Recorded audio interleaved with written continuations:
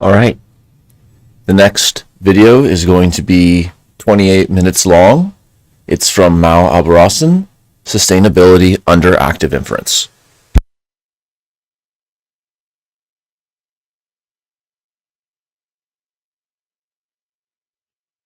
Hey everyone, my name is Mahault Albarracin, a PhD candidate at the Université du Québec à Montréal and Director of Research Strategy at Verses. Today, I'm going to be talking to you about budding work on sustainability under active inference, which we had started with multiple authors that I listed down below, starting from the core components and scaling up to a computational model. We are pursuing this research and multiple collaborations at Verses around sustainability. Ultimately, this is meant to charter a path to much larger projects, so feel free to reach out if you want to collaborate. So let's begin with the most fundamental aspect of sustainability, namely resilience. Resilience refers to an agent or system's ability to persist and adapt in the face of challenges or perturbations. Under active inference, resilience is a multifaceted concept involving different strategies that allow a system to maintain or recover functional stability. Resilience can be broken down into three core components: inertia, elasticity, and plasticity.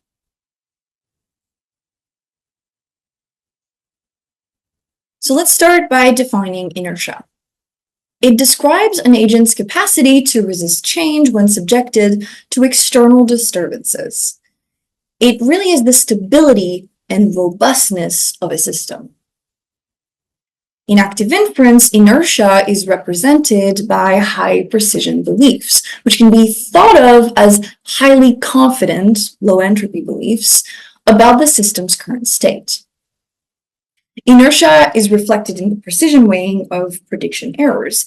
Higher precision implies stronger resistance to updating beliefs. Maintaining a stable state means that precision is implemented as a scaling factor.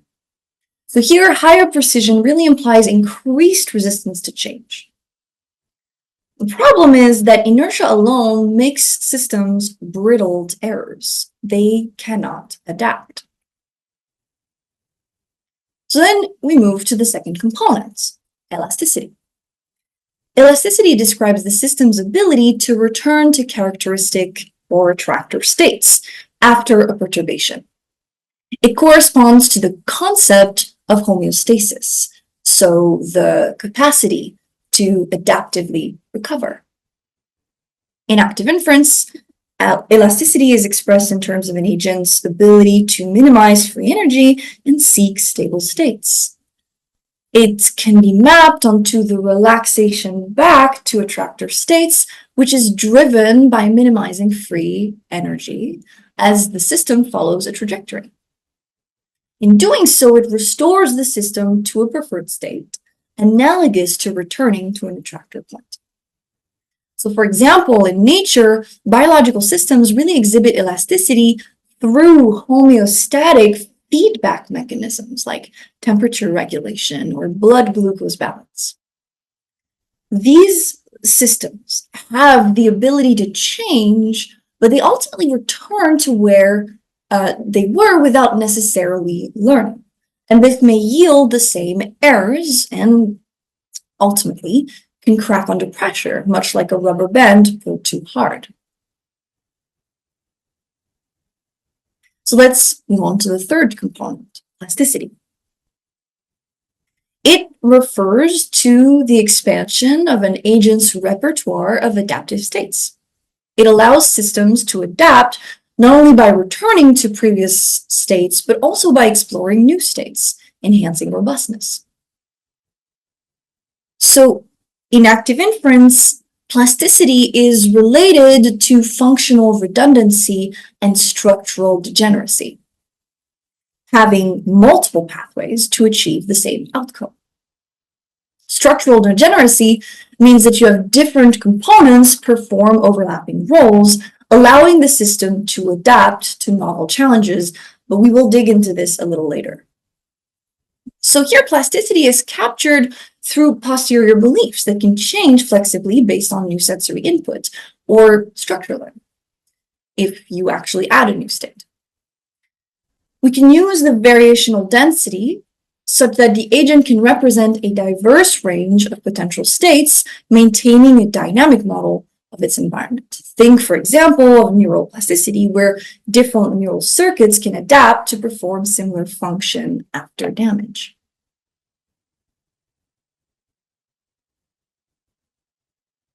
To understand how plasticity comes into play, we really have to hone in on certain key concept underlying it. So complexity refers to the uncertainty or diversity of system dynamics. In active inference, complexity is associated with the range of possible states an agent must consider. Complexity is linked to entropy of the system state distribution.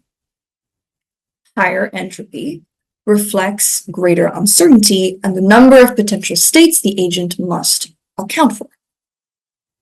Variational free energy is a way of balancing two important things: how complex our beliefs are and how accurately they match what we observe. And so we can balance this in a formula that goes F equals the difference between the complexity of updating our beliefs and how accurately these beliefs predict what we observe. So in this formula, the first part, DKL, measures the complexity or the cost of updating our beliefs to align with reality. The second part, written as EQ, represents how well our current beliefs can predict the observations we make. So we said we were going to turn to degeneracy and redundancy, and I'm obviously here leveraging work by Noor and Carl Friston. For degeneracy, what we're considering is that the presence of different components are capable of fulfilling similar roles within a system. And in her paper, they talked about, for example, left hand, right hand. And redundancy means that you have similar components performing the same function, which enhances robustness against failure. The redundancy here involves overlapping functions in state transition matrices B, which indicates similar transitions across different states. And degeneracy can be quantified by the entropy of the posterior distribution, which represents the number of alternative configurations that lead to similar outcomes. And so managing complexity through diverse beliefs really means that the agents can adapt to changing conditions. Degeneracy means the agent can switch strategy when one pathway becomes unavailable, which promotes adaptation. And redundancy ensures the continuity of function when certain components fail, which adds resilience to the system. So degeneracy here helps reduce the complexity cost by distributing probabilities across multiple states, thus maintaining low free energy and supporting robustness in diverse conditions. But while resilience is really critical for maintaining stability, it doesn't fully capture the dynamic interaction between systems and their environments. Resilience focuses on an agent's ability to withstand or recover from perturbations, but it lacks insight into the broader system dynamics. Without considering systemic interdependencies, focusing solely on resilience can lead to short-term adaptation without promoting long-term stability. This is work that Mark Miller and Ines Cipolito have written a lot about. So for sustainability, we really need that systems not only adapt, but also ensure the long-term viability of their environment and resource base. We can, through active inference, integrate resilience and sustainability, and show the need for system-wide coordination for harmonious interaction. As Carl likes to say, active inference really is just the story of resilient and sustainable systems. So let's define sustainability a little more. Sustainability is defined as the enduring capacity to meet needs without depleting crucial resources. And here resources is taken a little more liberally. We can expand beyond material resources and encompass social, ecological, and system dynamics. Sustainable systems are those that persist over time and do so in a manner that promotes stability and health across all dimensions: environmental, economic, and social.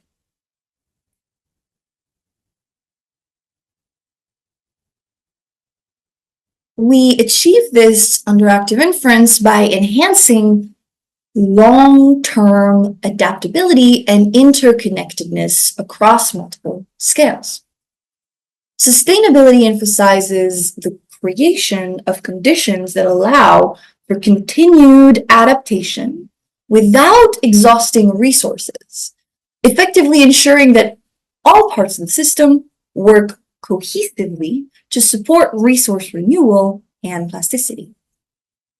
So, sustainability can be framed as optimizing the expected free energy over deep temporal scales, which is work that Caspar Hesp has pioneered. Balancing immediate needs with long-term system viability. So, the optimization of expected free energy can be represented as f of expected S and A equals the risk plus the ambiguity of x of f expected S and A. So risk quantifies the divergence between the predicted paths, i.e. the future states of the system, given an action sequence and past observations, and the preferred paths, which are ideally sustainable and aligned with long-term goals. This encourages the system to pursue states that meet its sustainability preferences over time. Ambiguity measures the expected uncertainty in mapping states to observations, and it ensures that the system continuously learns about its own dynamics and the environment. This helps the system reduce uncertainty and improve its predictive dynamics over time. The components of expected free energy balance the drive to fulfill preferences with the need to minimize uncertainty. And so this balance supports plastic responses that enable the system to adapt to change, but also actively guide itself towards more sustainable and self-organizing configurations over extended timescales, ensuring resilience at both individual and collective levels. But sustainability isn't just about survival, or at least it's not a simple story. It must incorporate eudaimonic well-being focused on growth, fulfillment, and development, and hedonic well-being, which captures immediate satisfaction. So in active inference, this means that the system should balance present experiences with long-term strategies that enhance overall capacity for adaptive growth. So when we talk about eudaimonic well-being, we represent growth and the system's ability to find diverse, beneficial states. And it aligns with long-term sustainability by ensuring that agents survive and thrive through extended adaptability and resource renewal. It represents the growth and system's ability to achieve its long-term goals. This concept aligns with active inference because it emphasizes long-term sustainability by optimizing internal models that allow agents to find those beneficial states. And so within active inference, agents act to minimize expected free energy, which involves the balance, as we saw, between risk minimization, which means that the outcomes are aligned with the agent's preferences, and ambiguity minimization, which ensures that the learning continuously happens. So that's what enables the agent to grow and thrive. And so eudaimonic well-being can be conceptualized as the successful maintenance of favorable states and the expansion of the system's potential, allowing it to reach higher order goals over extended time horizons. And so this behavior reflects structured learning, wherein agents adapt to changes in the environment by restructuring their internal models, which lead to growth and a diverse set of beneficial states.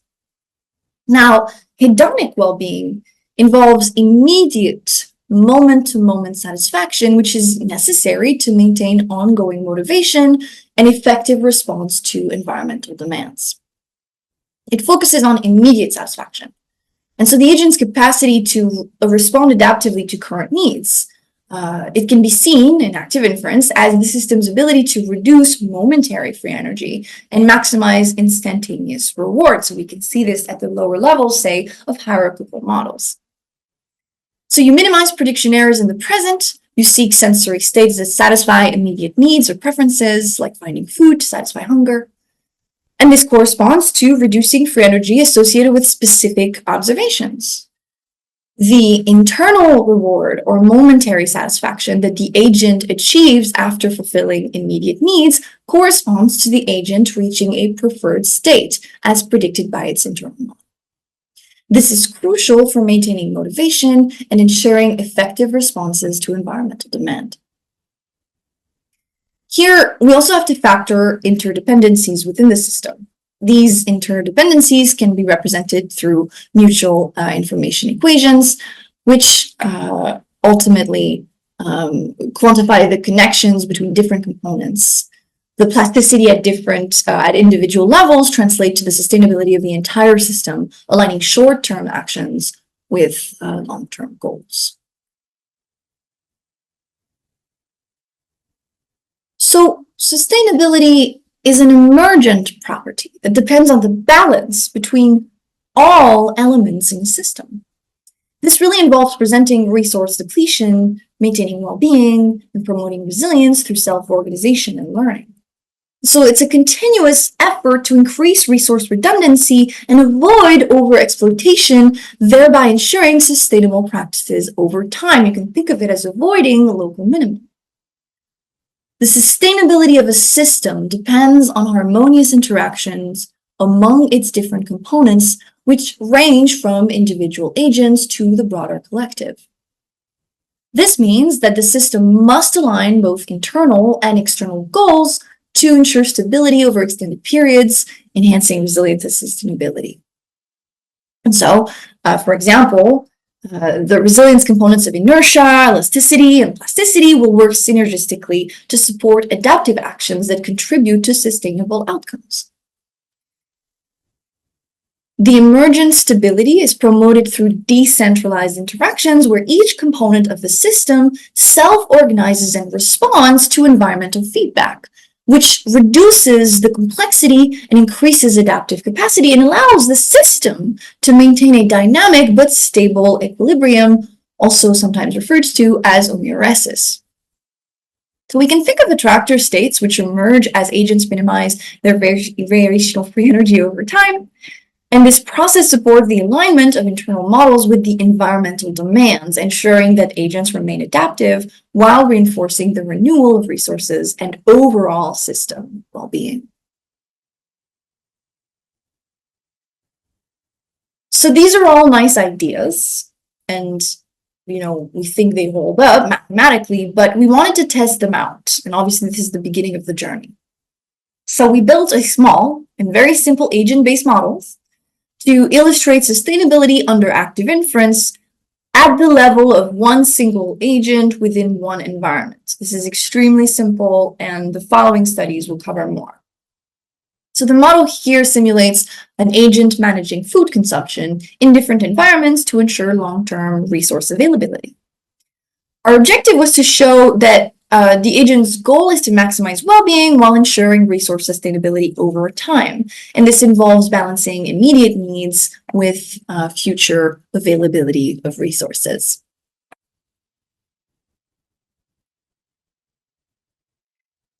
So we started with a validation case. In this case, the agent makes decisions based on current food availability without affecting future availability. And so the agent observes food and decides whether to consume or not based on its current state and prior preferences. So we have the generative model, we have hidden states representing food availability and satiety, and the preference C, which encoded a strong preference for satiety while maintaining food availability. As you can see, these two preferences are technically contradicting. And so in a static environment, which was the first case, the agent's decisions are really straightforward. They just maximize short-term well-being without needing to manage resource dynamics. So as you can see in the tiny little plots here, we can see that the agent's behavior, specifically whether the agent chooses to eat or not over a series of time steps. And so the middle plot shows that the amount of food over time, which is represented as food left. And the last bottom plot shows that you represent the agent's level of satiety or how satisfied or full the agent feels over time. Higher values indicate higher levels of satiety. And so the agent has a strong preference for high satiety. Since food is continuously available, the agent keeps eating at the beginning, which increases its satiety level. And since the environment is static, the food remains available indefinitely. And so the agent successfully increases its satiety. We then wanted to show whether or not what we did was just an artifact of the simplicity of the model. So we screwed with its matrices. And so incorrect matrices cause the agent to misjudge the effect of eating, which leads to an unstable satiety level. And so we showed how errors in perception and action models can significantly impact the ability of an agent to achieve stable and desirable states, even in an extremely simple setup. So then we tried something a little more complicated, which is a dynamic environment where the strategies have to change. So the environment changes based on the agent's actions, so resources deplete when consumed, but replenish over time when not used. And so the agent's challenge was that it had to learn to balance consumption with replenishment, which effectively had to demonstrate some degree of sustainable behavior. So the model includes the transition matrix that maps the state of food available based on the agent's actions, and expected free energy here, minimization, guides the agent to consider future state and ensure resource availability. So this was the case. As you can see, it hasn't changed much. The only thing that has changed is the dynamics of the environment and the ability for the agent to ultimately learn those dynamics. So the agent had to adopt adaptive strategies that balanced immediate rewards with long-term stability. And this was showing us how active inference can foster sustainable behaviors in fluctuating environments. So when we look at this plot, we can see that the agent has learning turned on or not. And we wanted to see whether an agent that didn't learn did just as well as an agent who learned, just to see again whether it was an artifact of the simplicity of our model. And also, the agent can die. If the resources are depleted and it has and is not satiated, over time it dies, which, ethically might not have been the best thing to do, but whatever. So agents that have learning quickly improve their survival times by refining their internal models and strategies. And so the rapid improvement really shows that learning enables them to find efficient and sustainable ways to interact with their environment. Without learning, there's no significant increase in survival time as they are unable to really adapt their behavior based on past experiences. So they end up in suboptimal decision loops, leading to a lower average survival. So we can really show that learning is crucial for agents' ability to adapt, which in turn allows for longer, more sustainable presence in the environment, and ultimately, also the environment's ability to actually be sustainable in itself. The agent overcomes initial limitations and eventually converges to strategies that maximize their survival, which really shows the power of dynamic adaptation in uncertain environments. So we saw that the agent's behavior in both static and dynamic environments really shows how well-being can be optimized while maintaining resource availability. And in the dynamic environment, the agent learns to moderate consumption. it is able to understand the trade-off between immediate satisfaction and future resource sustainability. The agent has the ability to create adaptive strategies that align with the principles of resilience and sustainability. And so here, our model illustrates in a very, very minimal way how minimizing free energy can lead to behaviors that promote long-term viability rather than short-term gains. And so these simple models are just laying the groundwork for modeling more complex systems, such as ecosystems or urban environments, where sustainability requires coordinated interactions between multiple agents and resources. So to recap, we started by understanding resilience within active inference. We broke it down to inertia, elasticity, and plasticity. We then explored sustainability, building on resilience, and we incorporated well-being as a critical component. We demonstrated how agents can balance immediate needs and future viability, achieving sustainability, again, all through active inference.